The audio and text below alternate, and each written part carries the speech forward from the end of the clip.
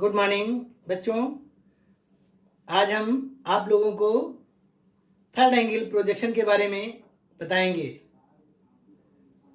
तो हम स्टार्ट करें इससे पहले आप मेरे YouTube चैनल दृष्टिकोण उमेश पटेल को सब्सक्राइब करें तथा बेल आइकन प्रेस करें ताकि आगे आने वाली वीडियो की जानकारी आप तक पहुंच सके। बच्चों,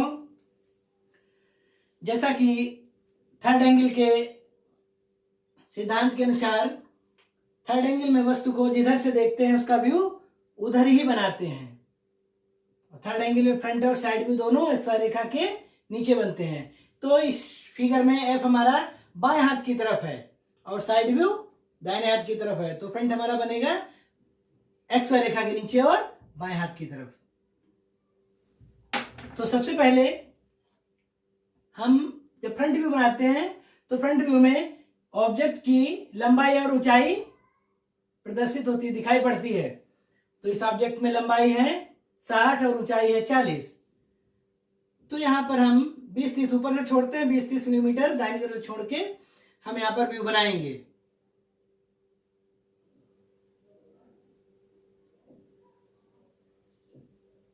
तो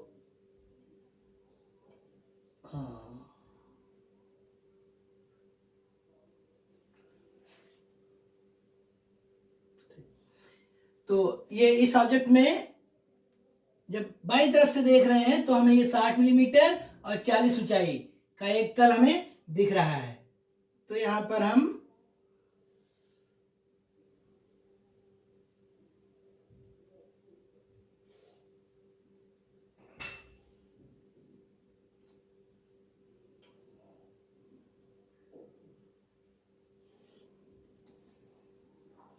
ये हमने बॉर्डर लाइनें खींची और यहां पर देखो ये हमें जाना है 20 मिलीमीटर।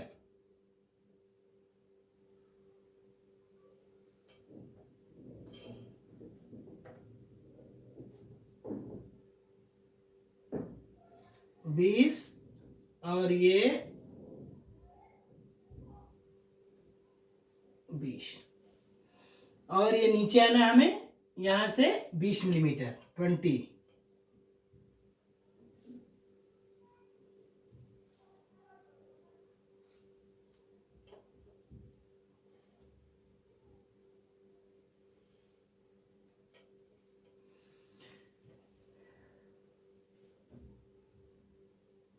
तो बच्चों, जब हम बाई तरफ से देखेंगे तो ये जो हमारा पोर्शन यू टाइप का है, ये हमने यहाँ पर हालांकि शेडिंग कर रखी है हल्की नीले रंग की, यही पोर्शन हमें दिखाई देगा। तो ये हमारा बन गया फ्रंट व्यू। ऑब्जेक्ट हमने बहुत सिंपल रखा ताकि आप लोग आसानी से समझ सको। अब हमारी जो आउटर पॉइंट है इनसे हम प्रक्षेपी रेखाएं टॉप व्यू के लिए खींचेंगे।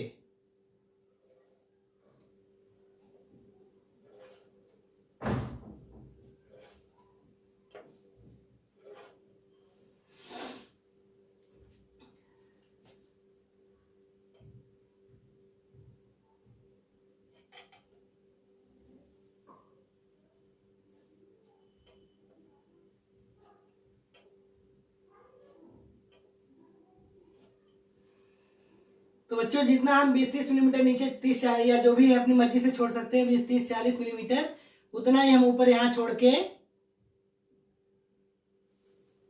अब हम देख रहे हैं टॉप व्यू हमें बनाना है। टॉप व्यू में जो लंबाई है 60 तो हमें पहले व्यू से मिल गई और हमें इसकी जो चौड़ाई है ये भी 60 है, ये हम यहां पर काटेंगे।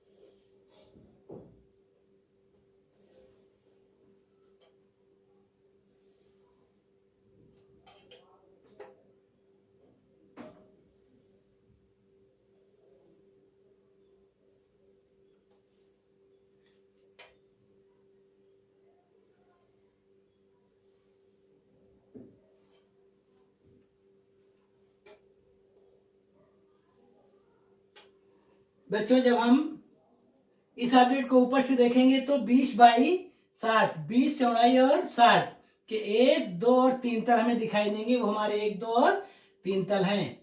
तो इस प्रकार से हमारा ये बन गया। ये हमारी प्रक्षेपी रेखा यहाँ हमें लिखना है, तो हम इसको मिटा सकते हैं। इसको हम धीरे से यहाँ पर मिटा देंगे। 2 लाइनें बीच में हम इसमें लिखना होगा, वो हम लिख लेंगे। ठीक है। तो अब हमें बनाना है साइड व्यू। साइड व्यू के लिए हम 45 डिग्री पर एक हम रेखा खींचते हैं इसको। ठीक है। और टॉप व्यू से इस पर हम प्रक्षेपी लाइनें डालते हैं।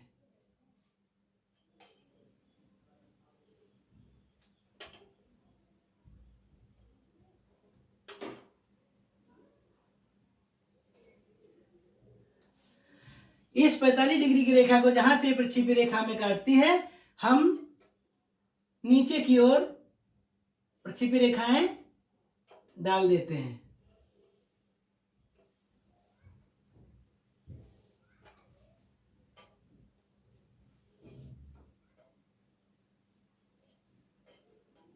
अब हम फ्रंट व्यू से साइड व्यू की ओर प्रक्षेपी रेखाएं डालेंगे।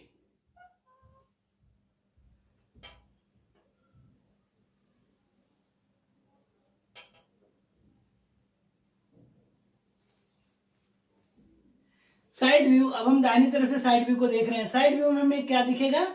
60 मिलीमीटर जो इसकी लंबाई है और ऊंचाई 40, 60 और 40 का एक तल दिखेगा।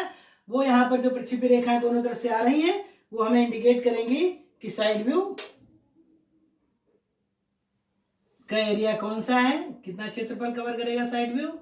हमें यहाँ पर मापने की भी आवश्यकता नहीं होती है। ऊंचाई हमें मिल रही फ्रंट व्यू से और चौड़ाई मिल रही है इसकी, ऊंचाई हमें मिल रही फ्रंट व्यू से और इसकी लंबाई मिल रही है, लंबाई या चौड़ाई एक बीमा हमें मिल रही है टॉप व्यू से। तो बच्चों ये हमारा साइड व्यू बन गया है। प्रक्षेपी रेखाओं को हम ऑब्जेक्ट से थोड़ा हटा देते हैं, जिससे हमारा ऑब्जेक्ट क्लियर, प्रक्षेप हमारा क्लियर दिखे, डिस्टरबेंस ना करें लाइनें।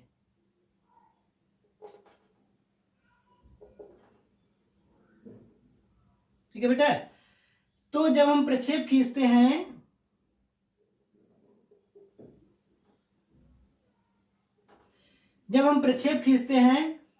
तो हम दो बातों का ध्यान रखते हैं। एक तो ये कि हमें क्या दिख रहा है। हमें यहाँ पर दाहिनी तरफ से देख रहे हैं तो ये 60 और ये ऊंचाई 40 का एक तल दिख रहा है। सेकंड स्टेप हमारा होता है हमें क्या नहीं दिख रहा है। तो जब साइड से देखेंगे तो हमें जो ये 20 मिलीमीटर का जो ये स्लॉट कटा हुआ है, 20 बाई 20 का स्लॉट कटा हुआ है, ये साइड से हमें नहीं दिख रहा है। तो इसके लिए ये प्रक्षेपी रेखा हमें गाइड कर रही है। तो बेटा हमें ड्राइंग में जो चीज नहीं दिखती है, यानी कह सकते हैं हिडन पोर्शन को छोटे छोटे डैश के द्वारा हम डॉटेड दिखाते हैं। इस लाइन को हम डॉटेड लाइन या हिडन लाइन भी कहते हैं। हाँ, एक चीज और है, अगर आप लोगों को ठीक ठाक समझना है ड्राइंग, तो आपको हमारे शुरुआती 2-4 वीडियो मेन जो रेखाओं के हैं, डायमेंशनिंग टेक्निक के हैं, वो आपको देखने पड़ेंगे, तभी आप ठीक ठाक समझ पाओगे। ठीक है। और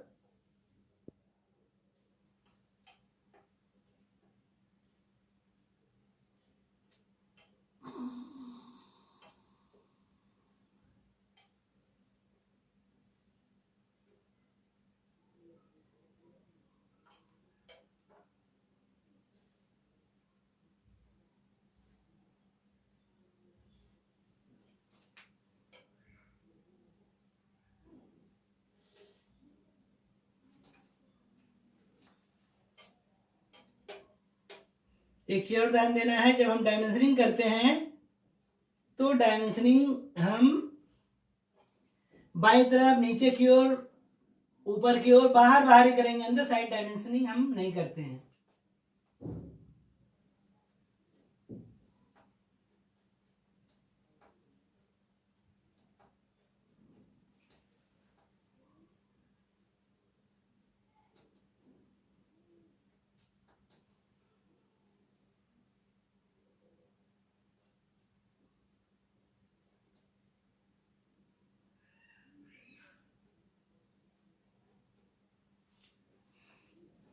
ठीक है बेटा, तो यहाँ पर ये माप हो गई 60, ये हो गई 60,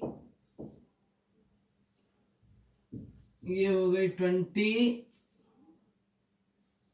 ये भी हो गई 20 और 20, और यहाँ पर हमें इसकी ऊंचाई भी ऑब्जेक्ट की दिखानी है। कोई माप ड्राइंग में छूटनी नहीं चाहिए, जितनी मापें ऑब्जेक्ट में दी हुई हों ध्यान से सारी मापें हमें लिखनी होती हैं। अगर कोई माप छूटती है तो इसका सीधा मतलब है कि ये ड्राइंग तुम्हारी इनकम्प्लीट है।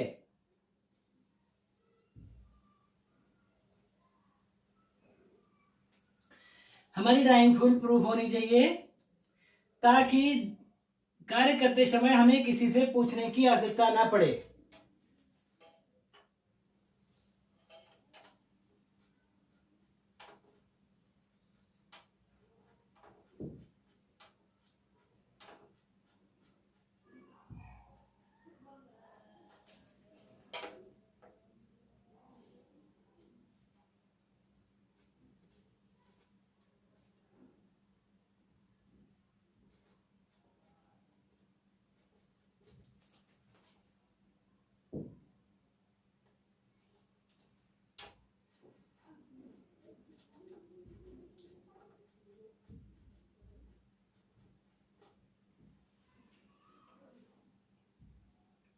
ठीक है बच्चों, उम्मीद करते हैं ये वीडियो आपको समझ में आया होगा। एक बार फिर साइड से देख रहे हैं तो ये हमें 60 और 40 का ये तल दिख रहा है। अब ये स्लैट हमारा जो खांचा कटा हुआ नहीं दिख रहा, उसको हमने डॉटेड कर दिया। सामने से देख रहे हैं तो ये हमारे यू टाइप का शेप पूरा ये दिख रहा है। ऊपर से देखेंगे तो एक 2 3 तल, ये हमारे 1 2 3 तल दिखाई देंगे।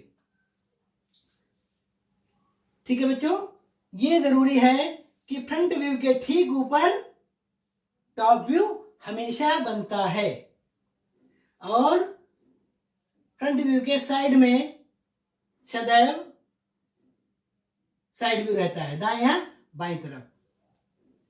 ठीक है बच्चों, तो इसी प्रकार से आप लोग प्रैक्टिस करिए, और अगर कुछ समझ में नहीं आता है कोई भी चीज, तो हमें कमेंट बॉक्स में पूछेंगे, हम जरूर बताएंगे।